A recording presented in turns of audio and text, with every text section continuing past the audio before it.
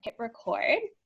And welcome everybody. So this is our low histamine meal planning and support webinar. We are really excited to be here covering this specific topic with you guys today because we've been getting so many questions pretty much since the dawn of That Clean Life. So this has been a long time coming and we are really excited that all of you guys are here with us today.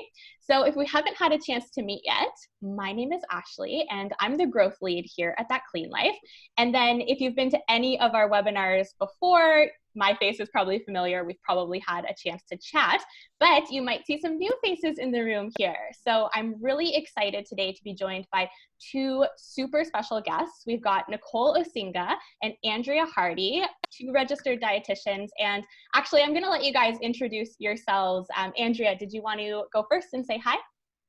Sure. So like Ashley said, I'm Andrea Hardy. I'm a registered dietitian here in Calgary, Alberta, and I run a private practice called Ignite Nutrition.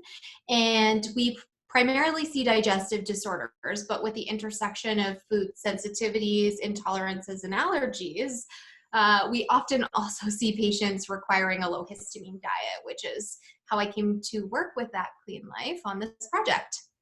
Mm-hmm. Awesome. And I'm Nicole. So I'm a dietitian that's based just in the GTA, just outside of Toronto in a town called Bowmanville, Ontario. And I have my own private practice as well. So I'm a bit more of a generalist, I would say, but just being in a smaller town, you know, we definitely see sort of, you know, everything from weight loss to intolerances, etc. So that's me. Amazing. And guys, we would love to hear from you too. So while you're rolling in, if you want to open up that chat box, maybe let us know your profession and whether you're a member of That Clean Life or not, whether this is your first time out at one of our webinars or you've been to a few.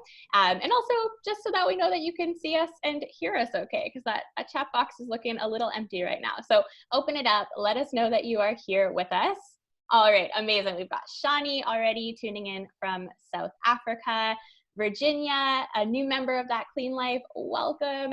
We've got Debbie from Minneapolis, Jen from Louisiana, Maxine from Edmonton. Okay, awesome. We've got some global representation here. And then guys, while you are in that chat box, you'll notice that there's a little blue outline that says all panelists. You can click on that. You can change it to attendees and panelists if you want to chat with each other. It's nice to be able to see what everyone is saying in the chat box. So feel free to make that change.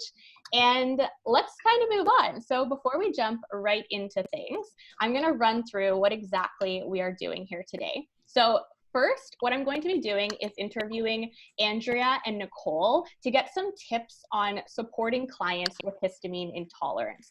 So specifically, we're going to be discussing how and when to use a low histamine diet, how to follow up and monitor patients on a low histamine diet, what challenges patients are facing and how to help them overcome those and be successful, and then finally, how to meal plan for patients on low histamine diets. And for that, I'm going to be taking you directly inside of That Clean Life to give you a walkthrough of our brand new 4-week low histamine diet, which we just released and we are so excited about, guys. And hopefully you are too. Maybe let us know in the chat if you've already had a chance to check it out. And this chat box does get really busy during the webinar. So make sure that if there's any important questions that you really want answered, drop those into the Q&A box. At the end, we are going to be opening up that Q&A box and I'll be doing a little moderated Q&A with Andrea and Nicole before we wrap up today.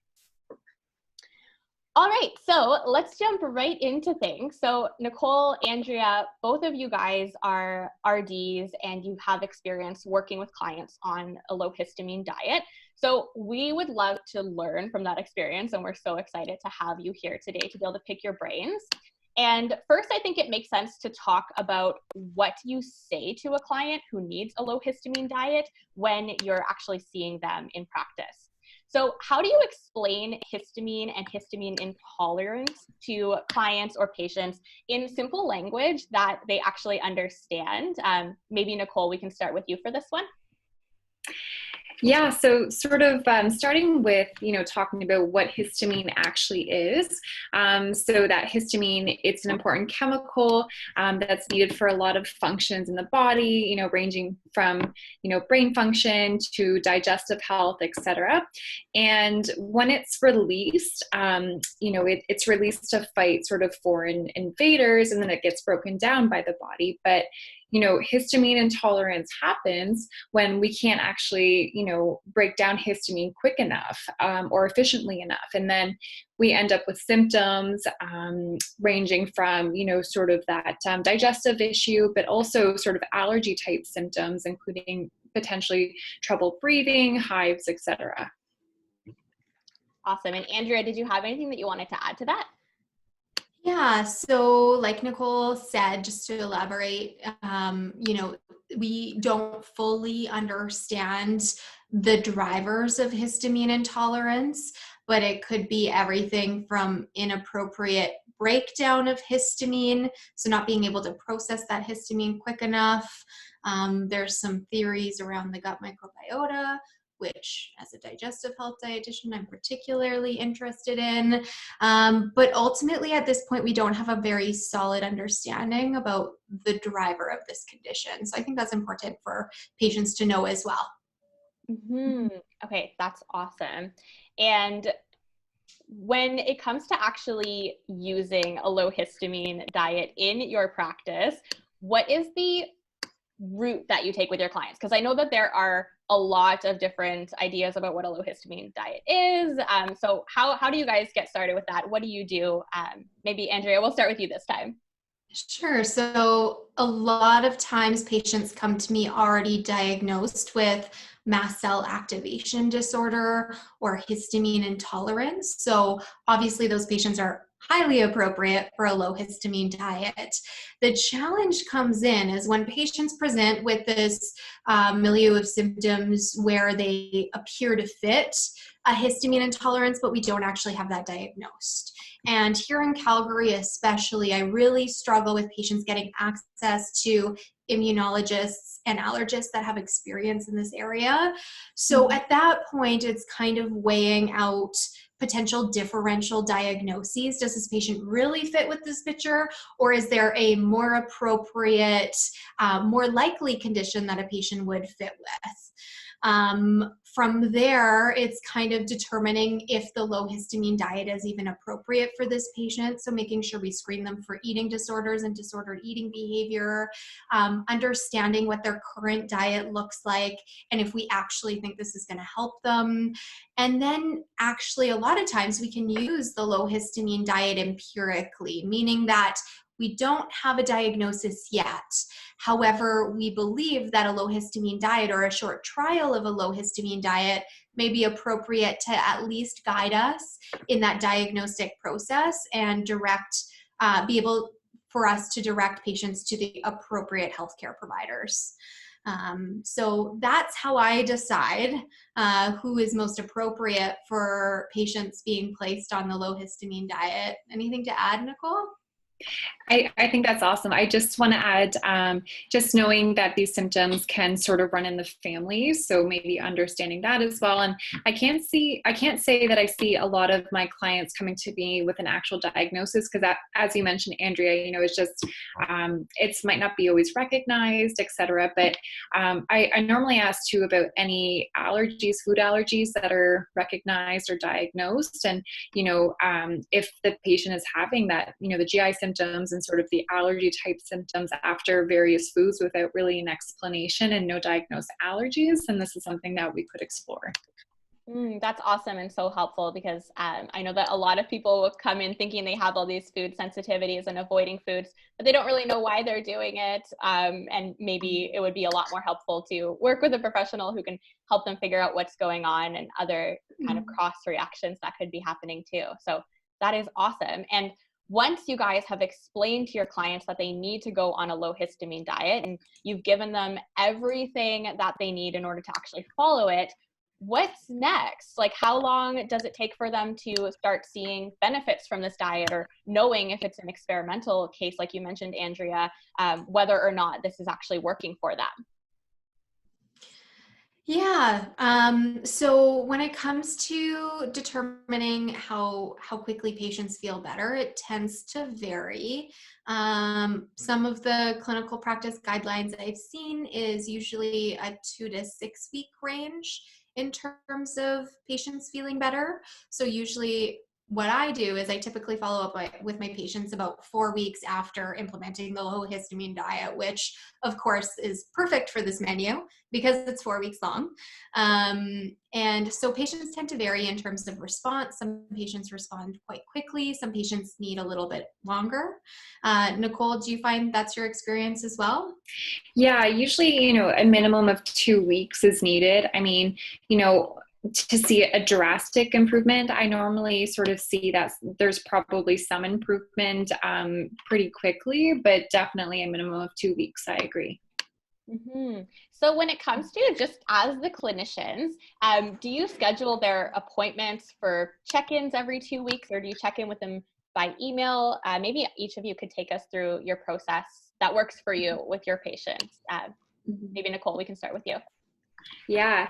And for the low histamine diet and even just other sort of elimination type diets, I normally schedule a follow-up for about 3 weeks after the initial meeting because, if there's any delay in getting started, and then usually after 3 weeks, we should, have some data to kind of go off of. Andrea? Yeah, we're very similar as well. I email check up with them at about the 2.5 week mark just to make sure they're on track, to see if they have any questions. This isn't an easy diet to follow, especially, I don't know about you, Nicole, but I didn't have menus. I think I created like kind of a short little few day menu.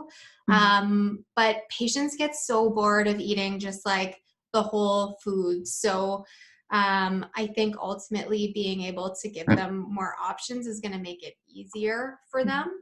And so following up at the 2.5 week mark, and then we typically book in 4 or 5 weeks after because they need a bit of time to get going. Yeah. Okay, awesome. That's so helpful. I'm sure everyone who's out today, that's one of the number one questions that we get asked. And when it comes to the success of our clients, we know that that is a direct indicator of the success of our business. So anything we can do to take care of them and make sure that they're succeeding is awesome.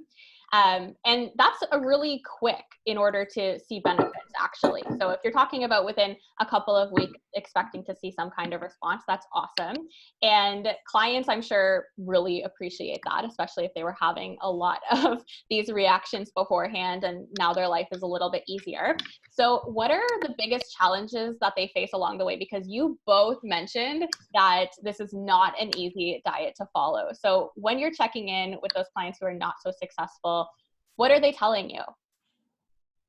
Andrea, we can start with you this time.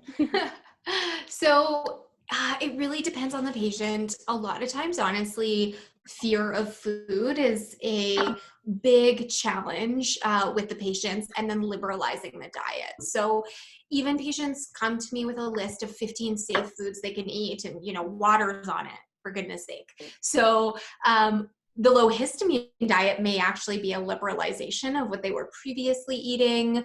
And then, of course, when we get to the phase after we've done the elimination, we want to see, what level of histamine you can tolerate in the diet and which foods seem to trigger worse reactions, because it's not all or nothing. A lot of patients can include those histamine foods, but of course they're really nervous too. So I spend a lot of time with my patients, building body trust, establishing an environment where it's safe to introduce foods from a mindset perspective, and kind of working on things that way. So I'd say that's the biggest struggle I run into. Yeah, definitely. Same with me too. And I think just, ideas and how do we sort of, insert the fun into eating again, because you're right, Andrea. Oftentimes I get clients coming to me with a very small list of foods that they can eat. And even sort of when I ask them about different foods, there is that fear that comes up. But I think just sort of meal plans, menu ideas, and how to manage leftovers as well. Like, how do we make a meal plan work for someone who has a busy schedule, whatever that schedule looks like. And, cooking doesn't have to be a second job. So I think definitely the challenge is managing leftovers and how do I make this flow with my daily routine. Okay, that is so helpful, guys, because like you mentioned, this is not an easy diet to follow, and we don't want anyone feeling discouraged when they could be feeling better, right? So those are super valid challenges. And then obviously, as dietitians and us here at That Clean Life, we all believe in meal planning as a way to overcome this huge challenge of taking a complicated diet and making it doable. So let's talk a little bit about actually meal planning for these clients, because you guys have the clinical experience there, and both of you contributed to the meal plan that we created. So when it comes to the practitioner side of things, not the clients anymore, what are some challenges that you guys personally face when it comes to meal planning for a patient on a low histamine diet? Nicole, you can kick this one off. So sorry, say it again, Ashley, just around as a practitioner, what the challenges are? Yeah, so we covered challenges for the patients, but what about for you? What is your struggle when it comes to creating low histamine meal plans? Yeah, I think sort of what I was saying before too, how do I make this work for the person's lifestyle and without sort of creating a ton of extra work for them, and even just to sort of create meal plans that are nutritionally balanced. And, because again, sometimes these people are coming to me a little bit malnourished and they're not meeting their nutrient requirements because they're only eating a small list of foods. So, being able to make them nutritionally adequate and balanced for the client, and just making them work within their lifestyle. What about you? Yeah, I echo that as well. Like Nicole had mentioned before, the food freezing and food reheating can be a challenge if they don't have a microwave at work, or if they're on the road all day. So really coming up with ideas around how to prevent food from breaking down and producing histamine, different strategies around what sorts of foods are going to be safer, and also a little bit of flexibility as well. I mean, the framework for the low histamine diet is quite rigid, and we may need to have a little bit of flexibility with a particular patient to actually make it work for them. So kind of being confident as a practitioner and knowing what you can be a bit more flexible on and what maybe you shouldn't be. For those of our audience tuning in who maybe haven't worked a lot with the low histamine diet, something that we've mentioned a couple of times that I would love to just go a little bit deeper into before we continue is this idea of freezing leftovers. So Nicole, you mentioned that's something that has to happen with the low histamine diet. Could you elaborate on that a little bit for anyone who might not understand why that's a thing? Yeah, so definitely. So the histamine content of a meal that's already been cooked, actually, it increases pretty rapidly when it's refrigerated or even, left on the counter. So you'll see with our meal plans that the instructions are to, as soon as you prepare the meal, portion it into a freezer safe container and freeze it just so we can avoid that histamine content from increasing rapidly. Yeah, so people who love the practicality of leftovers can still enjoy that convenience on a low histamine diet. It just requires a little bit of change in how we're doing things. And I have to say the recipes you've chosen lend really well to freezing. So that's a big plus too, guys, because we can't throw everything in the freezer. Totally. Sure. And when I take you guys into That Clean Life, which we're going to be doing really quickly, you'll see that we put this plan together, taking into account all of the challenges, both from the client side of things and from the practitioner side of things. So all in all, it's a win-win for everybody because there are a lot of challenges. And thank you guys so much for sharing that. So everyone in the chat, can you guys show Andrea and Nicole some love? Maybe just let them know if this is helpful and that you've learned a lot, because following a low histamine diet is not easy. Creating a low histamine diet is not easy. And that is why we were so super excited to work with both of you ladies to develop our 4-week low histamine meal plan 4 weeks, guys. We got 4 weeks of meal plans into that Clean Life. This is huge. And right now I'm actually going to take everyone inside of that Clean Life. I'm going to show you this meal plan that we keep referring to, keep talking about, and a little bit about how you can use it with your clients, modify it, and all that good stuff. So if you'll just give me 1 second, I'm going to switch my screen share around and take you into that Clean Life. I've got this. All right, can someone let me know, maybe Nicole or Andrea, if you can see my screen okay? We can. Beautiful. And guys, we're gonna turn off our cameras right now just so that we're not taking up space on the screen where you could be checking out the different features that I'm showing you. All right, so for those of you guys who have never been inside of that Clean Life before, welcome. We worked really hard to make this meal planning software something that will save you a ton of time in your practice when you're meal planning for your clients for all different types of diets, but today we're talking specifically about low histamine. So I want to show you this 4-week low histamine program that we keep referring to. You're going to find that under the programs tab for those of you guys who are already members. And as you can see, we've got week 1, week 2, week 3, week 4, and a little bit about this framework that we use. I know we covered this a tiny bit at the beginning, but there are so many different low histamine frameworks. So we ended up using the low histamine diet based on the histamine restricted diet by Dr. Janice Jonja. So she's a dietitian, and we use the book, The Beginner's Guide to Histamine Intolerance, to put together the framework for which ingredients are allowed and not allowed in this specific meal plan. And let me actually open this up and show you guys what it looks like. Before I do that though, I want to show you really quickly that all of our programs have view and guide. So I'm going to show you in a minute what that means, but I just want to point that out right here. So on the programs page is where you're going to find all of the guides for our programs. But first, let's take a look at the actual planner. So Nicole, if you want to chime in here before I explain too much, what was your process when putting together these low histamine meal plans? Can you walk us through that a little bit? Sure, yeah. So a few things, key things that we know about histamine. So we already talked about sort of the leftover things. So what Andrea had mentioned, I tried to choose sort of freezer safe or, recipes that would freeze really well and to be reheated. So I made sure to include that, in dinners and then a lot of the lunches, because we want this to work for people's lifestyles. A lot of the lunches are going to be leftovers of that frozen dinner option. So that was something that I made sure to include. Regarding the breakfasts, so a lot of that Clean Life meal plan programs have leftovers for a few breakfasts throughout the week.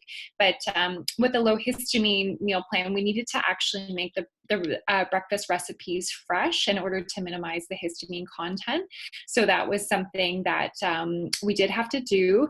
And 3 meals, 2 snacks, again, just to try to ensure that the person's nutrition needs were being met. I believe the meal plans were around approximately 1,500 calories or so. Yeah. So we tried to make it sort of even with that, sufficient amounts of proteins, as you can see. So that's what I sort of worked through when I created the meal plans. Amazing. And like Nicole mentioned, guys, there is a specific process for following this meal plan in terms of, freezing leftovers, and all of that information is covered in the prep guide. So that's what I mentioned earlier. If you head back to the programs tab and you click on guide instead of view, all of our pre-made programs have this feature. So we put together a day-by-day prep guide, which actually walks your clients through what they need to be doing in the kitchen to stick to this meal plan. And in the case of a low histamine diet, it's particularly helpful because, as you'll notice, we're freezing leftovers, we're making breakfast fresh every day. So there are a few more considerations than with any other meal plan. Okay, so heading back to the planner, let me explain a little bit about what you are seeing. So like Nicole mentioned, you can see all the nutrition analysis right up at the top of the planner here. So calories, macros, micros, you can decide which nutrients you want to see. I've got most of them selected in my account. And then you're going to notice right away that some of the meals are grayed out. And what that means is that that meal is a leftover. So for example, dinner on Tuesday is lunch on Wednesday and also lunch on Friday. And the instructions for managing that are in our prep guide. And then you'll also notice that some of the meal spots have 2 recipes. So every meal in that Clean Life can have a main and a side dish. So up to 2 recipes per meal slot. And that's really helpful for something like lunch on Monday, where we've got this quinoa recipe. I know it says cheesy quinoa, but obviously cheese is not low histamine. So this is a dairy-free cheesy with a Z broccoli quinoa. And then to bump up the protein in that meal, we've also got some shredded chicken.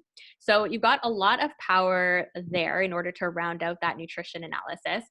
And of course, everything is customizable. So I'm going to actually copy this meal plan to show you guys how to make some changes to it.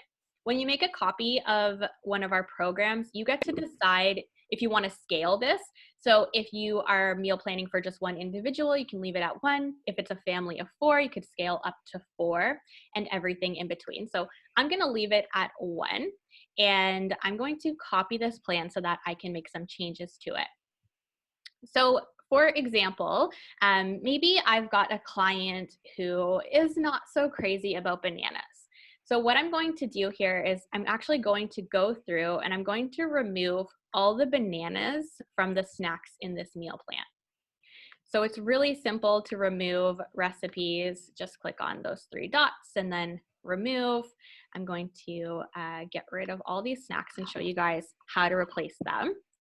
So we're taking out, it looks like 2 recipes that had bananas in them for snacks. And one of them was a banana with a nut, so a side dish. Okay, so now I've got a couple holes in my meal plan, and I'm gonna wanna fill those up with more low histamine recipes, but I don't want to use any bananas. So from here, I'm going to go into the recipe database. Now, I was actually just applying a filter, but you can see when I remove those, we've got over 1,700 recipes in our database. For those of you guys who aren't members, this is a living, breathing cookbook. We add new recipes every single week, and we have a whole team of recipe developers who are putting these recipes together for us. So we don't necessarily stick to just one specific type of diet. We're talking about low histamine today, but you can use that Clean Life to make meal plans for all kinds of different clients, from autoimmune to paleo to oil-free vegan. We try to make it really easy and create a wide variety of recipes for different people on different diets. So in order to actually find what you're looking for, what's appropriate for a specific client, we've got a really powerful filtering tool. So I'm going to click over onto filters, and then you can see right away there's a lot of different ways to find what you're looking for. So you can filter by time if you're looking for recipes that take 30 minutes or less. You can filter by number of ingredients if you're looking for recipes that have 5 ingredients or less.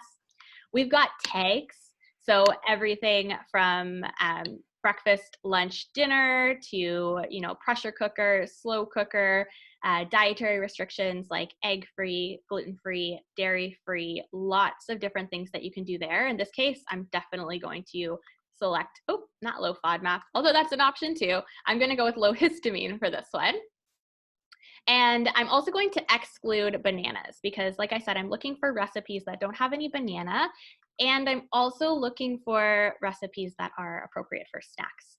If I wanted to take this one step further, I could also add some nutrition filters. So I could search for recipes within a specific calorie range, with a minimum amount of fiber or protein, or if there's any nutrients of interest, I could add those in here. But I'm not going to worry about that now. I'm just going to look for banana-free, low histamine snack ideas. So I'm applying those filters, and then I've got 74 recipes to choose from. Okay, so I remember that in my planner, for snack 1 on Monday and Tuesday, I think my snack was a banana with walnuts. So what I'm actually going to do, I just see that we've got some fresh mango here as a snack option. So I'm going to add that to my plan.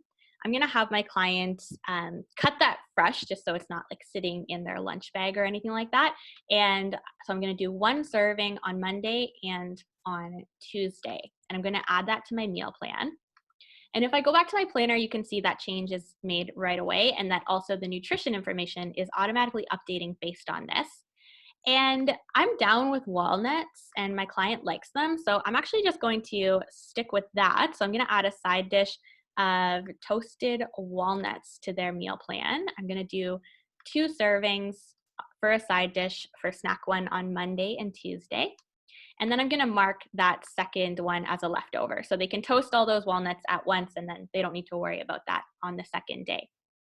And I've got one more snack to replace here, because we had one other banana-based snack. So I think what I'm going to do is actually just look for a recipe that's super simple for my client. Something like maybe apples and almonds. I'm looking for just a 2-ingredient snack. I'm scrolling through to show you guys some of the different options here. And I think I'm going to settle on apples with peanut butter, because that's really easy for this client. So I'm going to add this to snack 2 on Wednesday,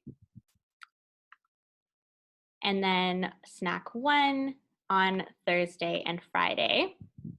And I just added that really quickly. So when I go back to my planner, I'm gonna wanna make a change.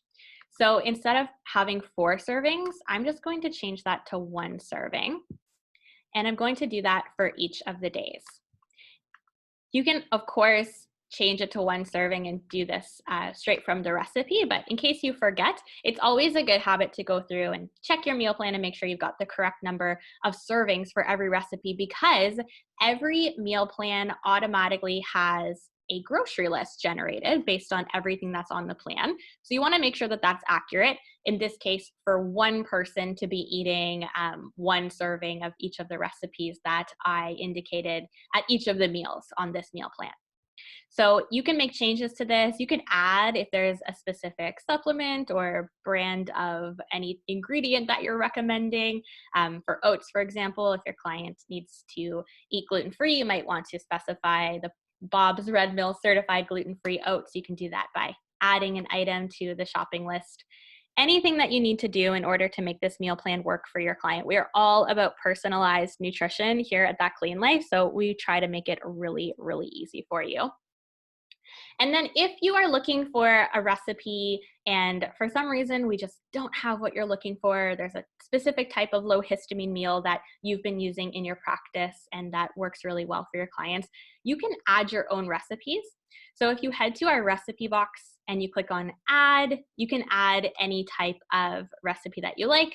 So for example, maybe we've got like a salad recipe, we'll call it the house salad, that your clients always loved, and we don't have one like that in That Clean Life. Add in the time, the number of servings that this makes, and then start adding ingredients. So we'll add some cucumbers, maybe 1 cucumber.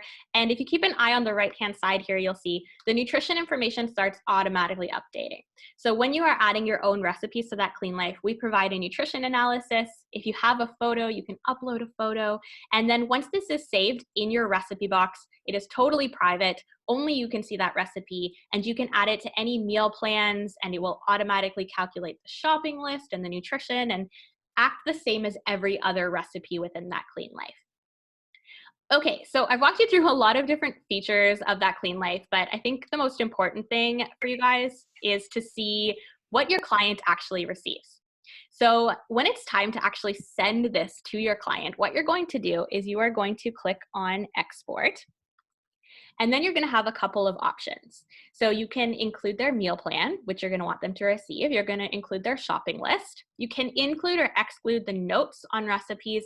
For this case, I'm going to remove notes just because maybe my client doesn't want to see those, or you could leave them in if you want your clients to see different options like how to store leftovers or different things that they might want to add to make the recipe a little bit more fun. If you're dealing with a diet like low histamine and you don't want them to get any conflicting or confusing information, you can always deselect notes. And then same with nutrition. So by default, we're not including it, but you can add it if you would like to. We always want to make sure that your clients aren't seeing that breakdown of calories and carbs, fat, protein, all that stuff, unless you indicate that you do want them to see that. And then from here, you can select a cover page if you want to. It's optional, but it does give your client's meal plan just that little extra kind of boutique feel to it. Feels like a really premium resource. And you can include any notes for your clients. So for those of you guys who are sending session notes with your meal plans, this is a great place to write them. If you find yourself saying the same things over and over again, you can actually save them as snippets. So what I'm going to do here is I'm going to go into my saved snippets. I'm going to apply one that's actually saved in that Clean Life. So this is the client meal plan introduction. And what this does is it walks them through everything that they need to know to use their meal plan if it's the first time they've received a meal plan from me. So how to read the grocery list, some shopping tips, how to read the recipes, why some of the meals are grayed out. And then I'm going to download this to my computer, and let me show you guys what this looks like from the client side. So they're going to get an email from you, and for them, receiving this meal plan is as simple as opening an email. We are 100% practitioner facing, so your clients don't need to like make an account or interact with that Clean Life at all. They just open up this ebook from you. Got a beautiful cover page. Everything is branded with your logo, your name, website, all of your business information.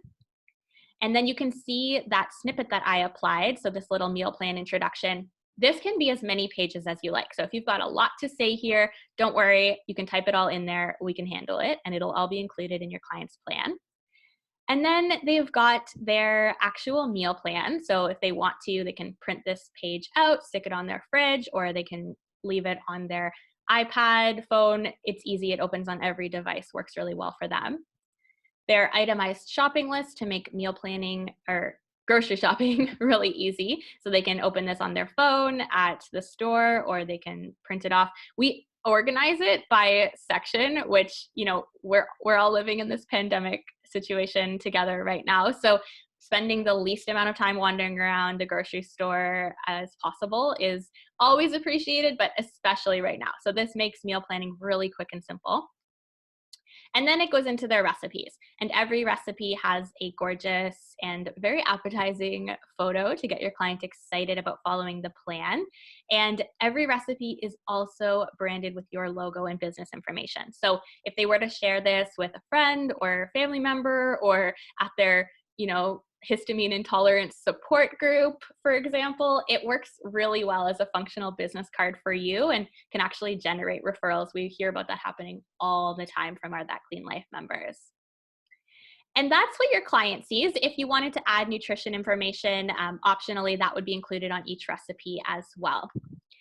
And then there's one more thing that I wanted to show you guys. So obviously, this was designed as a meal plan to make low histamine eating really simple for your clients. But there are definitely times when maybe a detailed meal plan isn't necessary, or maybe is not within your scope of practice. And you just have a client saying, you know what, I've already been diagnosed with a histamine intolerance. I've already kind of looked into it, and I just need some meal ideas to help me get started on this. And maybe they're already working with a doctor or dietitian and just need a little bit more guidance. So in that case, what you could do is actually start a collection. So I'm going to create a new collection, and I'm going to call it Low Histamine Meals for my fake client, Sally. And I'm going to start there, and then I'm going to go into the recipe database. And well, first I'll remove all the filters that I had previously applied. And then from here, I'm going to search for low histamine recipes, and I'm just going to search by meal type. So I'm going to search for low histamine breakfast ideas to start. And what you can do is just have a look through the different recipe options, and you know your client, you know what would be exciting or interesting for them. So maybe these peanut butter banana oatmeal bake, for example. You can have a look at the nutrition information if you want to, take a closer look at the ingredients. And once you've decided if this is something that would work really well for your client, you can add it to a collection, and you can save that. And then you'll go back and keep kind of looking for the different breakfast options that would work well for this client. And another thing that you definitely want to keep in mind is that you can always modify anything to make it work for your client if it doesn't. So for example, maybe you want your client to have these peanut butter cup overnight oats, but you really want to make sure that they are buying gluten-free oats, for example, and you want to actually make that change on the recipe. So you could copy that, and then you can make any changes you like. So if you wanted to actually switch out an ingredient, you could do that. Maybe if you wanted to switch out oats, instead of oats, you wanted to recommend, you know, like it's gonna show that I am not a low histamine expert right now, but maybe something like buckwheat flakes, for example, if that's a low histamine cereal that could be used, you could switch this out and recommend buckwheat or quinoa flakes instead of oats. Or you could add a note here that says gluten-free, so your client definitely knows to buy gluten-free oats. If you were to change out any of the ingredients, maybe you want to make this a lower sugar recipe and you remove maple syrup, when you delete that ingredient, you'll see the nutrition information is automatically updating on the right-hand side, and we just lost a lot of sugar per serving. And then when you save that recipe, that gets saved into your recipe box. And I'm going to go ahead and add that to my client's collection of recipes. And I could spend a little bit more time. So usually the way that I do this is I start with breakfast. I add maybe 4 or 5 breakfast ideas, and then I move on to lunches and add a couple lunch ideas. And the goal of what I'm doing here is just putting together a customized recipe book for my client to make sure that they're getting a bunch of different ideas to follow a low histamine diet, but I'm not putting a detailed meal plan together for them. So let's fast forward and pretend that I already put together 20 recipes for my low histamine client, and I'm ready to send them to her. So again, I'm going to click on these 3 dots. I'm going to click Export Collection, and we're exporting recipes only, right? There's no meal plan, there's no shopping list. You can include the nutrition information if you want. I'm going to include it in this case because my client's doing their own meal planning, so I really want them to maybe have a look and make sure that they're not undernourishing or putting too many low-calorie meal ideas together for a day and they're hitting their energy targets. Again, you can add a cover page if you'd like to.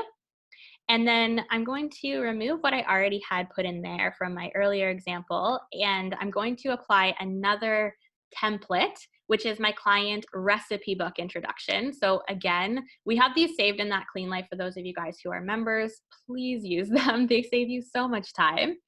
And in this case, I've actually linked them to a blank meal plan template. So I'm giving them a bunch of recipes and letting them know how they can create their own meal plan. And then what the client is going to receive is kind of the same thing. So they've got a beautiful cover page, logo, and business information is featured there. Any notes that you put together for your client, we've got that link here to open up a blank meal planning template for them. And then it's getting right into their recipes. And again, we've got beautiful photos for everything. Nutrition information is included. So for something like this, they might see, oh, this is kind of low energy. Maybe I'll have that with a banana or something like that. And that makes it a little bit easy for your client to follow this low histamine diet without having to put together a detailed meal plan for them. And I think that's pretty much everything, guys, that I wanted to show you within that Clean Life. I didn't see any questions popping up in the chat. So what I'm going to do now is I'm going to turn my screen share back to my slides. We can go ahead and maybe turn our cameras back on. And, oh, I'm the only one who's not on. There we go. There we go. All right, guys. Okay, cool. So I think what we're going to do from here is actually head into a little Q&A. So we're going to open up the floor for questions. So guys, make sure that your questions are in the Q&A box. But before we jump right into that, I wanted Nicole and Andrea I was hoping that you guys could share some parting advice for practitioners who are going to be using the low histamine diet with their clients. So any ideas or wisdom that you can share about supporting clients and ensuring that they have the most success when they're following their low histamine diets? Andrea, we can start with you. Sure.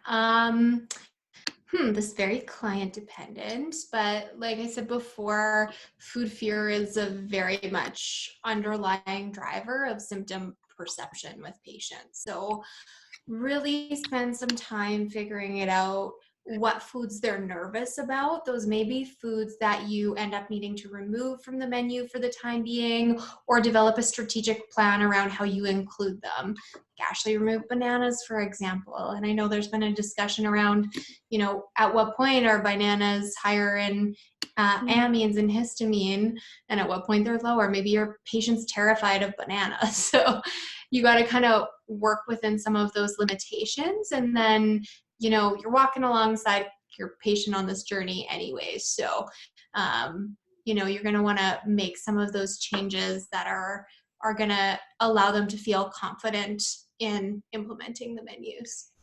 Mm-hmm. Yeah, I mean, I agree with what Andrea said as well. And just sort of, it might be a better place to sort of start with their existing diet and talk about how you can modify that existing diet. I know when I first started in my practice, people love meal plans. People are always asking for meal plans, which, I mean, That Clean Life is such a great resource for that. But sort of stressing that, this is a great 4-week example of what a low histamine menu looks like. It is by no means, you don't have to sort of, if you don't like some things, we can sort of take what you're eating and modify it to incorporate some of these recipes. You don't necessarily have to follow it to a T if you don't want to, because I think, like Andrea has mentioned a few times, there's a lot of food fear for a lot of these clients. So just kind of meeting them where they're at, assessing if they're ready to jump into this diet. Maybe you take sort of a modified approach, slowly taking out histamine containing foods, maybe getting them to the practice of freezing leftovers. So just an individualized approach is what I can stress. Awesome. Okay, thank you guys both so much for that. Super, super helpful. And we've got a few questions in the Q&A box. So what I'm going to do is I'll do a little Q&A moderator voice, and I will just hand the questions off. Maybe we'll alternate between the two of you. So guys, if you have any questions, we're going to focus specifically on meal planning for the low histamine diet. I know we have a lot of questions about when this is appropriate to use, and we might get to some of those, but we won't be able to get to all of them. So the first question is from Connie, and I love this question. She's asking if either of you have any feedback about whether your clients are more compliant with recipe books or with detailed meal plans. And I think we'll start with Nicole, because I know you do a lot of meal planning in your practice. I do, yeah. It's hard to say, I think it really depends on the client. If I have a client like me, and they want to follow a meal plan to a T, but I sort of assess that in their personality. If there's someone who wants that flexibility and they sort of want a bunch of examples and just want to sort of pull from them, but it's hard to say which one is sort of, people have more success with it. It really just depends on the person. Totally. What about you, Andrea? What have you found in your practice? Yeah, I'd say it's very much a personality thing, and I'm opposite of Nicole. So I understand the flip side of it is I also find that, like, if I give patients a menu plan to follow, cooking 7 new meals they've never cooked before in a week can also feel overwhelming. So sometimes it's like, let's do these 2 or 3 and let's modify meals you already know how to make for the remainder. So I find that discussion is actually really important. What's their personality? Do they just want to be told what to do and follow something to a T? Or are they somebody who would feel overwhelmed in changing their current eating patterns? A lot of times those people are, very structured in terms of like, this is what we eat each and every week, and this is what my family expects kind of situations. Totally. Yes, that can be super challenging. Awesome. Hopefully that insight is helpful for you, Connie, and for everyone. Another great question. This one's from Kate, and this one's actually very specific to kind of what's going on in the world right now. And she's wondering if a lot of these recipes that use a lot of fresh vegetables and fruits, if frozen is an option right now, just from the histamine perspective. We'll start with you, Nicole. Are those modifications that can be made right now? Yeah, and that's actually such a great question, right? And that's so pertinent. I've gone to the grocery store many times, be disappointed with what I've been able to find. So yes, technically, any foods that are on the allowed list of low histamine, be that vegetables or fruit, you can have them frozen. They don't have to be fresh. But I would just say, making sure you're following those guidelines around freezing the leftovers and not sort of freezing and reheating a number of times. But yes, you don't have to use fresh. Mm-hmm. Awesome. And Andrea, did you have anything to add for that in terms of frozen foods on a low histamine diet?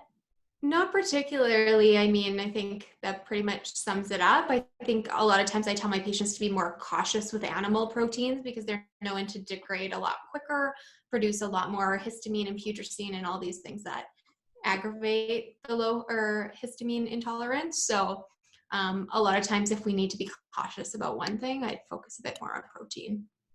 Okay, amazing. So fruits and vegetables from the frozen section, as long as they're on the allowed list, guys, are a go. So feel free to either verbally communicate that to your clients, or you can add a note into their meal plan. Or if you want to be hyper vigilant, you could even go through and modify all the recipes to be using, frozen instead of fresh. So your client is really getting the idea.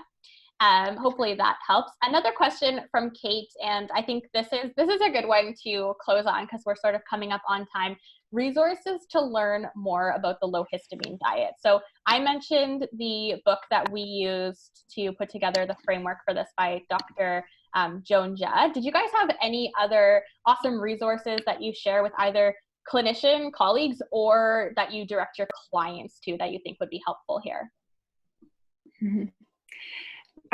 My word of advice would be actually like the fewer amount of resources, the better, because I think that just leads to confusion, especially like we were chatting before with the low histamine diet. There's a lot of, there's a lot of differences between guidelines. So I would actually recommend, Dr. Janice's book, I actually personally on Amazon, you can get a Kindle subscription and you can borrow her book that way. So, and it's from 2017, so only a few years old. So I would honestly just recommend the Beginner's Guide to, I think it's called The Beginner's Guide to Histamine Intolerance. Yes, that's the one. Yeah. Awesome. Andrea, did you have anything additional there? No. Don't go to Google. It's not a great place. If you're referring to colleagues, there's some good research out there about what we believe histamine tolerance is driven by, how it's diagnosed, proper medication management. So from that sense, do a lit search. There isn't a ton of research out there. It's not too time consuming to do. And yeah, just make sure you get your journal articles from reputable journals. And yeah. So no Google. There's so much misinformation out there about histamine. Mm-hmm. Totally. And I see that comment in the chat from Laura right now. There's just so many different lists about what's low and what's high. And then we've got histamine liberators and it gets completely overwhelming. And this is something that, I've also heard too, is kind of the most important thing is just choosing a trusted framework and just sticking to it and not letting your client get overwhelmed by everything else that's out there. So hopefully that's helpful for everyone who was asking about it in terms of the best evidence about what's acceptable, and then also just knowing that everyone kind of gets confused if they're looking at all of the different frameworks. So just pick one and stick to it, and hopefully your clients start seeing improvements. So that brings us to the end, guys, and I'm sorry we couldn't get to everyone's questions. I've got an email address up on the screen. If we missed yours, please shoot us an email to hello@thatcleanlife.com. Keeping in mind that we're not able to share any medical advice or, whether or not a low histamine diet is going to be appropriate for a client to try out based on symptoms. That's going to have to be a conversation that happens with their primary care provider. And thank you so much for coming out live. Thank you so much, Andrea and Nicole, for all of your hard work with helping us put together this meal plan. I know our community is so excited about it. And for joining me today. This was awesome. And that is everything for today, guys. So we will catch you at the next one. Until then, stay really safe, okay? Bye-bye.